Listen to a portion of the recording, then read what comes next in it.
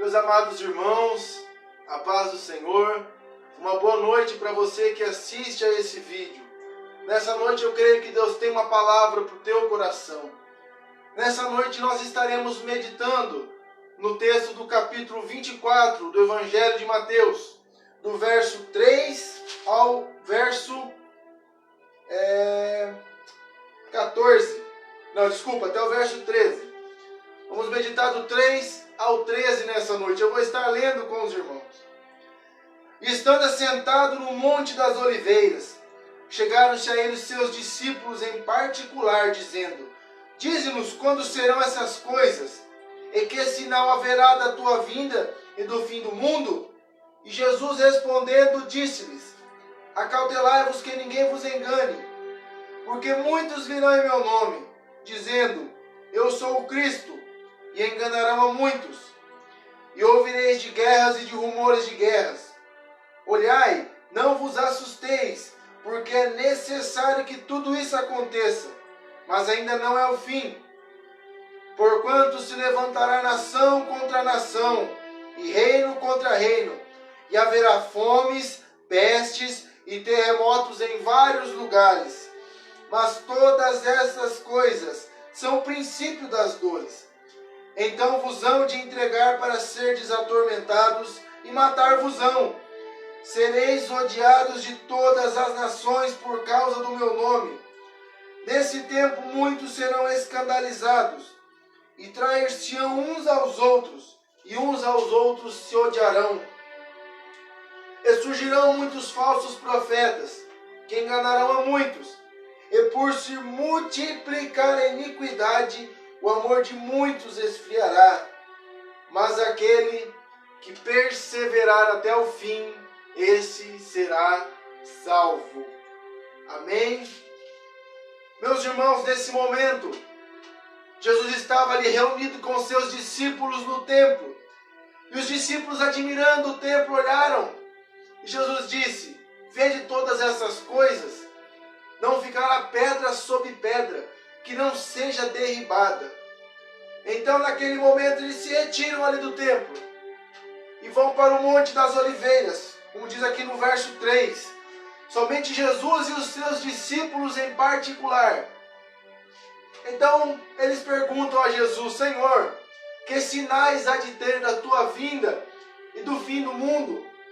Então, nesse momento, Jesus aqui, nos capítulos 24, 25 de Mateus, Jesus fala a respeito dos sinais que precederiam a sua volta, da grande tribulação e do juízo final. Meus irmãos, esse é um tema muito, muito importante para se pregar nos dias de hoje, porque já estamos vivendo a última hora. João, na sua carta, escreveu: Filhinhos, já é a última hora. Se João há 2000 anos atrás já entendia que era a última hora, imagina nós agora.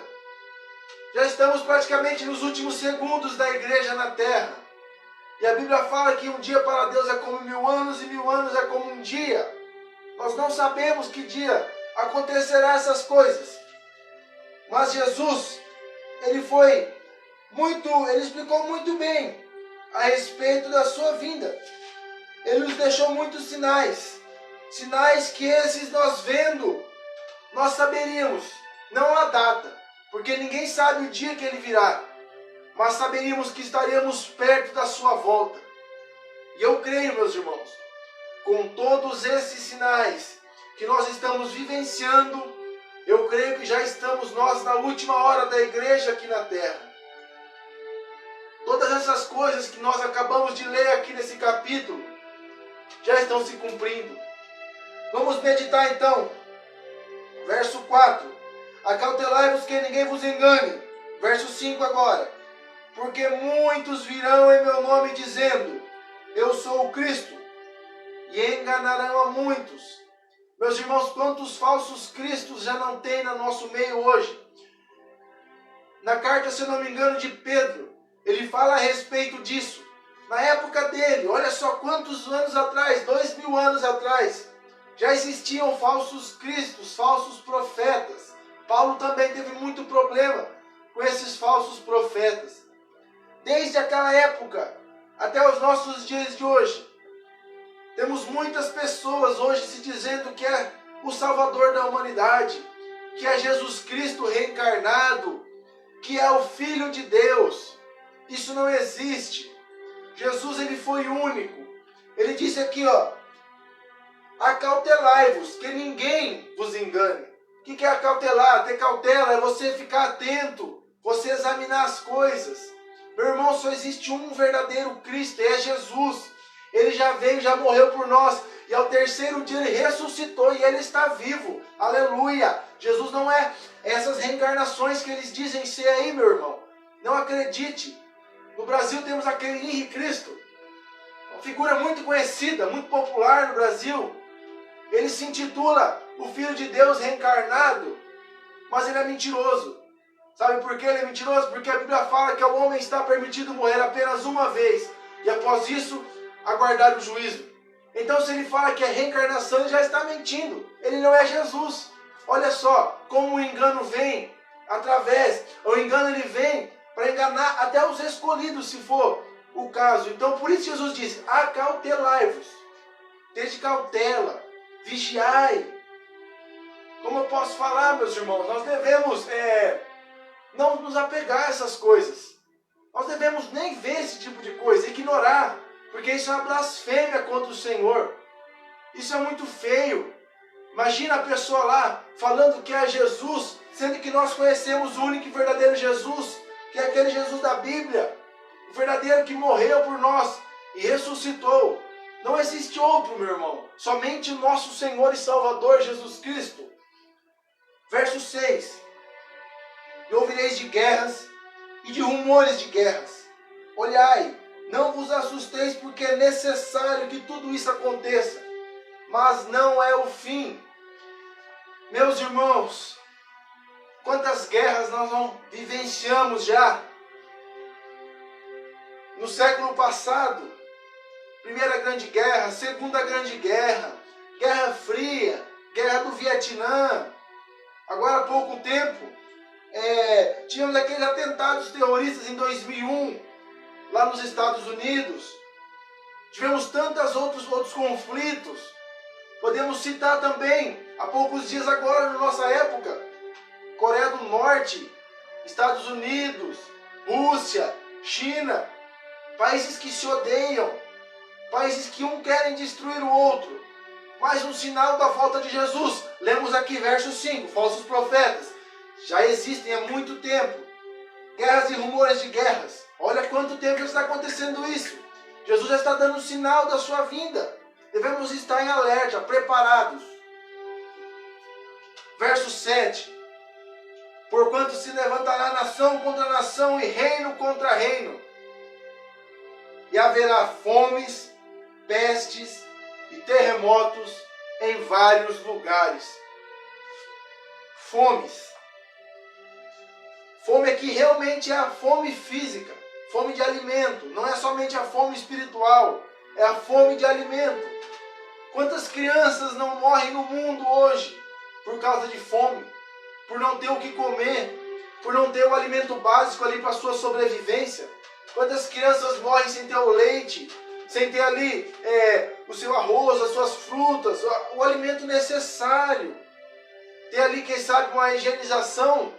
Por exemplo, temos lugares que não tem saneamento básico. Isso traz doenças. Imagine, meus irmãos. Olha a situação que está. Mais um sinal da volta de Jesus. No nosso próprio país, aqui no Brasil, muitas pessoas passam necessidades, passam fome. Não é uma realidade muito longe da gente. É algo que acontece próximo de nós. Pestes. Pestes. Nós vivemos uma grande pandemia agora, com esse coronavírus. É uma peste. Olha o que esse vírus fez com a humanidade. Simplesmente parou o mundo. Hoje não importa mais se você é bilionário ou se você não tem nada. Teve pessoas ricas que morreram e teve pessoas pobres que foram curadas. Tanto também que teve pobre morto e rico curado. Dependeu do organismo. Mas o que eu quero dizer, seu dinheiro não vale de mais nada agora. Esse vírus ele trouxe igualdade. Olha que engraçado. Antes as pessoas achavam, porque eu tenho dinheiro, eu tenho títulos, tenho propriedades, já não vale mais nada. Se a pessoa pegar isso aí, a imunidade dela for baixa, ela morre. Não importa a sua situação, se você tem dinheiro, se você é pobre, se você... Não importa. Igualou todos. Olha só que interessante. Temos também a dengue, aqui no nosso Brasil. Uma peste que vem nos atormentando há muito tempo. Vírus do ebola já tivemos. Febre aftosa, febre aviária, gripe suína. Quantas pestes já não tivemos no mundo? Poucos dias agora, como chama aquela vespa assassina que apareceu agora há poucos dias na China também, né? Veja só, meus irmãos, que situação nós estamos vivendo. Já estamos, sim, no fim dos tempos. Terremotos. Meus irmãos, se você pesquisar no Google, você verá a quantia de terremotos que acontecem por ano no mundo. E é algo fora do comum. São muitos e muitos terremotos todo ano. Não importa a escala, não importa a magnitude na escala, mas acontecem sim terremotos. No Brasil já houve terremoto gerando tsunamis. Por exemplo, podemos citar aqui o exemplo de 2004, lá na Tailândia, na Indonésia. Lembra? 220 mil pessoas. Imagina, olha só quantas pessoas morreram. Podemos citar também há pouco tempo aquele terremoto seguido por um tsunami no Japão em 2011. Assolou o Japão aquele terremoto. E acontece até hoje. Se você for pesquisar na internet, meu irmão, você vai ver tudo isso. Tudo está se cumprindo. Vamos voltar para a gente recapitular. Verso 5. Falsos cristos já existem. Guerras já existem. Pestes, fome, terremotos em vários lugares. Olha só, nós lemos até agora 3 versículos. E nesses 3 versículos que nós começamos a ler, todos os que nós lemos, já estão se cumprindo esses sinais. Olha que sinal de alerta para a igreja do Senhor. Verso 8. Mas todas estas coisas são o princípio das dores. Jesus aqui faz uma alusão.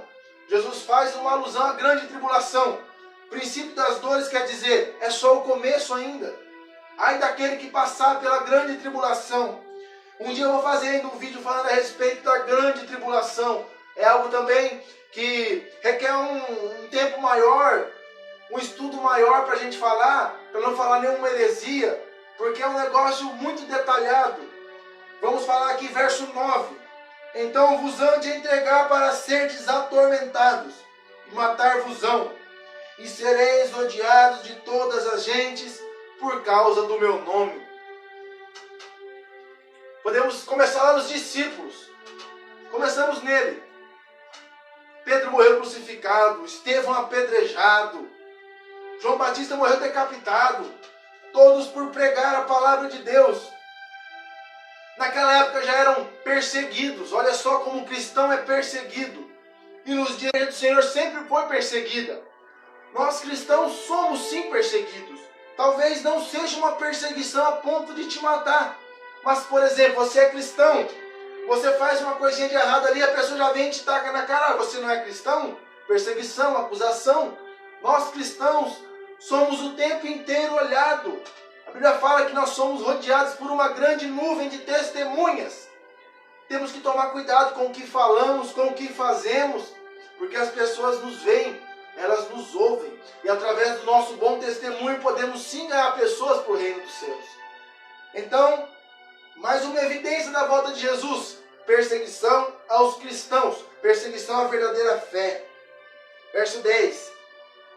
Nesse tempo muitos serão escandalizados e trair-se-ão uns aos outros, e uns aos outros se odiarão. Escandalizados. Escândalos, meus irmãos. Escândalos dentro da igreja, fora da igreja. É só você olhar para a humanidade como está hoje, uma humanidade corrompida. Traição no casamento, traição entre amigos, traição no trabalho, traição às vezes dentro da tua própria família. Pessoas querendo passar a perna para subir, tanto ministerialmente, que eu já vi isso, no trabalho, profissionalmente, na sua família, pessoas querendo ser melhor do que as outras, pessoas que não medem esforços para derrubar as outras, pessoas que fazem o que for necessário para atrapalhar a vida de uma pessoa, simplesmente por inveja, por falta de amor. Meu irmão, mais um sinal da volta de Jesus. Basta você olhar para a humanidade como está hoje. Reflita até agora no que já falamos. Falsos cristos, guerras, fome, peste, terremoto, perseguição, ódio entre os irmãos, ódio entre o povo. Veja, por exemplo, como nós já falamos aqui, países se odeiam, querendo bombardear os outros, não pensando nos civis que moram naquele lugar. Olha só que falta de amor. Verso 11. E surgirão muitos falsos profetas, que enganarão a muitos. Meu irmão, aqui começa a ficar mais complicado. Aqui, verso 11 e 12, já se fala a respeito da igreja do Senhor. Falsos profetas. Pessoas muitas vezes que se dizem servas do Senhor. Pessoas que se dizem estar cheias do Espírito Santo. Mas não, são falsos profetas. Olha que situação. A palavra falso é o contrário de verdadeiro. Se o Espírito da verdade é o Espírito Santo, então quem opera no Espírito da falsidade, meu irmão? É o próprio inimigo, é o próprio diabo. Vigiemos nessa situação, nessas causas. Porque aqui fala, ó, enganarão a muitos. Quantas pessoas não fazem prodígios, sinais, cura? Pessoas que até revelam o CPF. Eu até hoje não entendi qual a necessidade de revelar o CPF de alguém. Se o problema é que a pessoa for saber o CPF dela, é só olhar no RG. Qual a necessidade, meu irmão, disso? Qual a necessidade de falar o endereço onde ele mora? Ele já sabe. Quando Deus vai falar, Ele exorta, Ele corrige e Ele edifica. São essas três coisas que o Senhor fala conosco. Através da sua palavra, através de uma profecia. É assim que é as coisas. As pessoas hoje estão deflagrando o Evangelho justamente por causa desses falsos profetas. Isso está escandalizando o Evangelho. Por causa desses homens que não têm temor ao Senhor, que não têm compromisso verdadeiro com a palavra do Senhor. Verso 12. Por se multiplicar a iniquidade, o amor de muitos esfriará. Meus irmãos, iniquidade. O que é iniquidade? É o pecado escondido. Iniquidade é o que só Deus vê. Aqui também ele está falando para os cristãos, como falou no verso 11 e fala também no verso 12. Iniquidade. É o que você pratica quando você sai da igreja. É o que você pratica quando ninguém vê. Eu posso viver de aparência lá na igreja. Posso ir vistoso. Posso dar um glória a Deus lá. Posso falar da palavra do Senhor. Mas a iniquidade é praticada longe dos olhos do seu pastor, longe dos olhos da sua esposa, longe dos olhos dos seus pais, longe dos olhos do seu patrão. Isso é iniquidade. É o pecado praticado às escondidas. Mas a palavra do Senhor fala que nada fica encoberto. Então olha só aqui a consequência da iniquidade. E por se multiplicar a iniquidade, o amor de muitos esfriará. Quantos irmãos esfriando na fé hoje? Quantas pessoas frias, pessoas que não querem mais saber, falam assim, eu não vou na tua igreja, lá as pessoas brigam, lá as pessoas roubam, lá as pessoas não têm amor com o outro, lá as pessoas fazem tal coisa, o teu pastor rouba, o teu pastor se prostitui, saca a mulher do outro. Quantos casos já não aconteceu disso, meus irmãos? Olha só, por causa desses, o amor se esfriou dentro da igreja, pela iniquidade. Não sou eu que estou falando, é a palavra do Senhor. E por se multiplicar a iniquidade, o amor de muitos esfriará. Que nós possamos ser verdadeiros exemplos de cristãos, estarmos firmes com o Senhor. Verso 13. Mas aquele que perseverar até o fim, esse será salvo. Aleluia. O que é perseverar? Conseguir, continuar, não parar, insistir. O reino dos céus é assim. Olha só, eu quero ler um verso aqui. 2 versos, somente 2.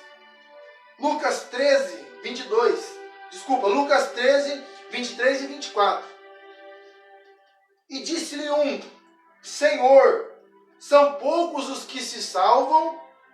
E o Senhor lhe disse: porfiai por entrar pela porta estreita, porque eu vos digo que muitos procurarão entrar e não poderão. Um homem chega nesse determinado momento na multidão e pergunta a Jesus: Senhor, são poucos os que se salvam? Ele estava interessado em saber da vida do outro. Ele estava querendo saber quantos se salvariam.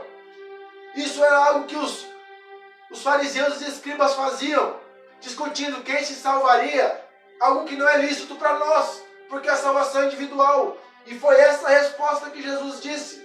Ele perguntou se são poucos os que se salvam. Jesus disse: porfiai por entrar pela porta estreita. Jesus responde para ele no singular. O que ele quis dizer? Cuida da tua vida. Procura você entrar pela porta estreita. A palavra porfiar no grego quer dizer lutar, agonizante. Está entendendo? Não é fácil entrar no reino dos céus. O reino dos céus é ganhado à força. O próprio Jesus disse: aquele que perseverar até o fim será salvo. Nós acabamos de falar aqui sobre os sinais que precederiam a sua vinda. E nós, como igreja do Senhor, diante de todos esses sinais, vemos agora Mateus 24, verso 42. A seguir, Jesus falando ainda: vigiai, pois, porque não sabeis a que hora há de vir o vosso Senhor. Mas considerai isto: se o pai de família soubesse que vigília da noite haveria de vir o ladrão, vigiaria e não deixaria roubar a sua casa. Por isso estáis vós apercebidos também, porque o Filho do Homem há de vir a hora em que não penseis. Jesus aqui, ele está falando o seguinte: vigiai, porque não sabeis que hora de vir o Senhor. Como nós acabamos de ler, os sinais já estão aí. Os sinais já estão se cumprindo. O Senhor está voltando. O Senhor já está tudo preparado para a sua boda, com a sua santa igreja. Aleluia! Breve, meus irmãos, a porta da arca se fechará. Já preguei isso aqui semana retrasada ou passada, se eu não me engano. O arrebatamento fará divisão entre o joio e o trigo, entre o justo e o ímpio. Que nós possamos viver uma vida de santidade diante do Senhor, uma vida de oração, uma vida de constante comunhão com Deus e com o próximo, tendo muito amor pelo outro, se colocando no lugar das pessoas. E acima de tudo, meu irmão, fazendo a vontade de Deus, porque ela é boa, perfeita e agradável. Então, falamos a respeito dos sinais e falamos do tempo que Jesus voltará. Que nós possamos estar vigilantes, atentos, porque breve o Senhor voltará. E não haverá tempo para se preparar não, meu irmão. Devemos estar preparados. Eu sempre costumo dizer aqui, nós temos tempo para nos preparar. Por exemplo, para você ir trabalhar, você toma seu banho, escova o dente, coloca o seu uniforme, pega ali seu meio de locomoção e vai para o seu trabalho. Mas o arrebatamento não. Jesus acabou de dizer aqui, ó: porque o Filho do Homem há de vir é uma hora que não penseis. Ou seja, ele virá na hora que nós menos estivermos esperando. Que nós possamos estar firmes, atentos, perseverantes, aguardando a gloriosa vinda do Senhor. Porque ele virá. Essa foi a promessa que ele fez para nós. E a promessa de Deus, ele cumpre. Amém? Que Deus abençoe cada um dos irmãos que assistiu esse vídeo até agora. A paz do Senhor a todos vocês. Que vocês fiquem com Deus. Continuem conosco aqui no nosso canal, no YouTube, curtindo nossos vídeos, assistindo, nos ajudando a compartilhar a santa palavra do Senhor. No nome de Jesus. Que Deus os abençoe e tenha uma boa noite na santa paz do Senhor Jesus. E até uma próxima oportunidade.